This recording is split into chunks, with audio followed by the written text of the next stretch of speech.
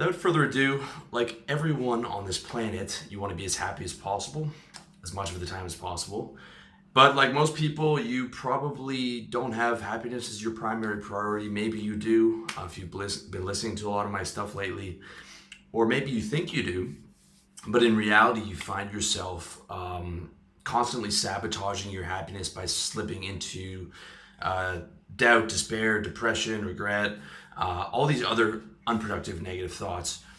Because without happiness as a priority, it's very easy to slip into negativity and you suffer a lot more than you have to do in this life, and it's not fun. So, if you want to learn how to level up the quality of your life, it's crucial that you embrace the pursuit of happiness as your primary priority. Okay. And not just as a concept that sounds nice, but as an actual, like, you wake up every day ready to reframe negative thoughts, ready to go out the day with positive energy, ready to get things done, ready to be moving forward towards, getting wins all day long. You have to embrace that.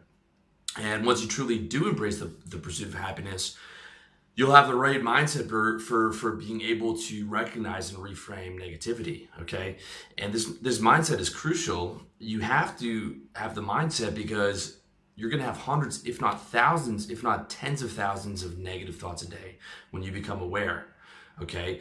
And if happiness isn't truly your primary priority, you're just going to let your mind wander and you're going to get yourself into all kinds of negative states because you're not aware, and you're not aware because you don't care enough. Okay. And you really need to wake up every day ready to do battle against those demons. I'm talking about the demons of doubt and despair and depression, because there's no other way, man. There's no other way. It's spiritual warfare, so to speak, and I'm talking metaphorically, but you have to wake up ready to win every day, because life is fucking hard, man. I don't have to tell you that. You already know that. But the good thing is, with the right mindset, you can start feeling better instantly. Okay? But you have to have that mindset of the pursuit of happiness, and it's why I always keep coming back to it, because otherwise you're not going to be able to be aware.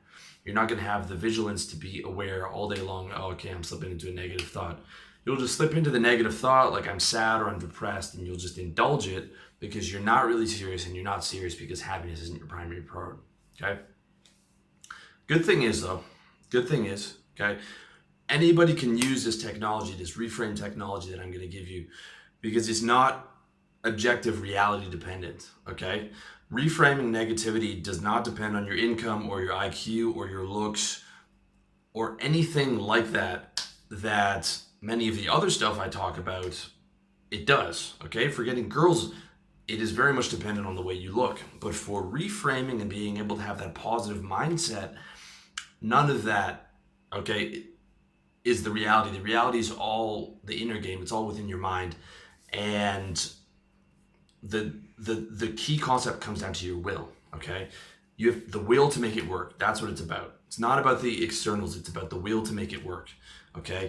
And this is so important because you can have everything going on and still be unhappy and still be bogged down by negativity. Look at all the movie stars who go crazy on drugs and prostitutes and all these other things because they're not happy. They have everything in the world, everything externally, the money, the house, the car, the fame, all that other stuff, but because they haven't been able to get control over their mind and reframe, they destroy themselves. Okay? So with the right will and the application of creativity, you can make a massive difference in the quality of your life starting today. That's a fact. I promise you that you can do it in the course of this video. You can do it. Okay? As I'm explaining this stuff to you, you can actually make the reframes within this video. Okay? So the first thing you have to be aware of, the first point I want to get to is where it starts, is awareness. Okay? You need to be aware. You need to be mindful as possible. In other words, being mindful of negative thoughts. You've got happiness as your primary priority, so you are like gun to your head serious about avoiding negativity. Okay, this is where the test comes, guys, where you say happiness is my primary priority, but it's not if you're slipping into depression or sadness or despair constantly. Okay, I'm talking about gun to your head seriousness, like someone puts a gun to your head and says that you cannot be depressed today, you have to be able to work yourself out of these states. That's the seriousness with which you have to take it, because that's the seriousness with which you would take something that is the number one priority in your life, right? It's just logical. It is the most important thing, so I'm going to put the bulk of my energy into doing that, all right? So that's important. And you need to stay aware because you have hundreds, thousands, if not tens of thousands of negative thoughts.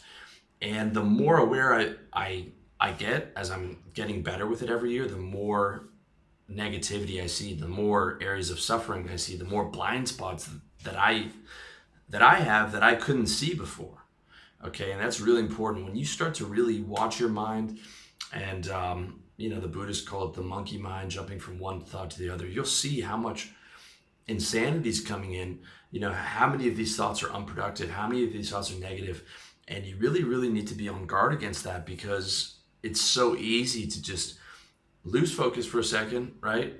And let the castle of your mind be stormed by the barbarians because your guards were asleep, right? And then you're in a negative, painful place for 30 minutes, or maybe for the entire day because you're running through that negative program.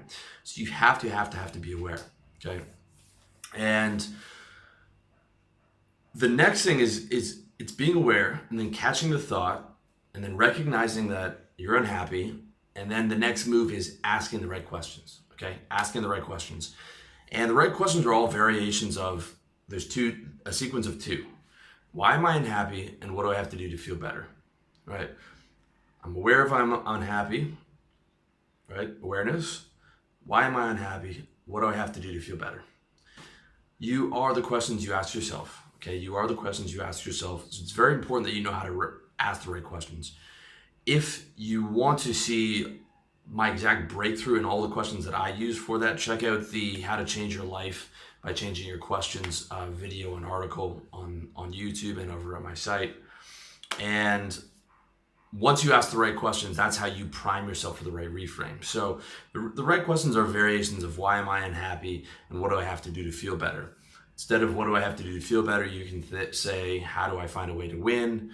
You can say, how do I solve this problem? You can say, what do I need to do to start feeling good again? There's many different variations of it, okay? But you can check out the article and the video to find which one's right for you, or you can use your own.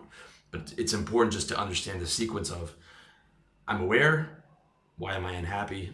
What do I have to do to become happy? Or if not become happy, at least feel better where I'm out of this really low state, all right? And so then once you've asked the right questions, then you're primed for the right reframe.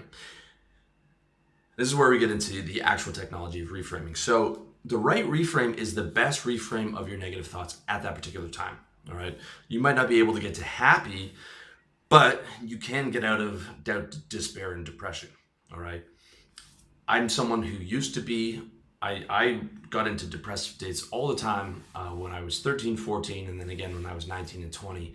And it's not fun at all, but it is something that you can avoid. You can avoid being depressed. You can avoid being in bed all day.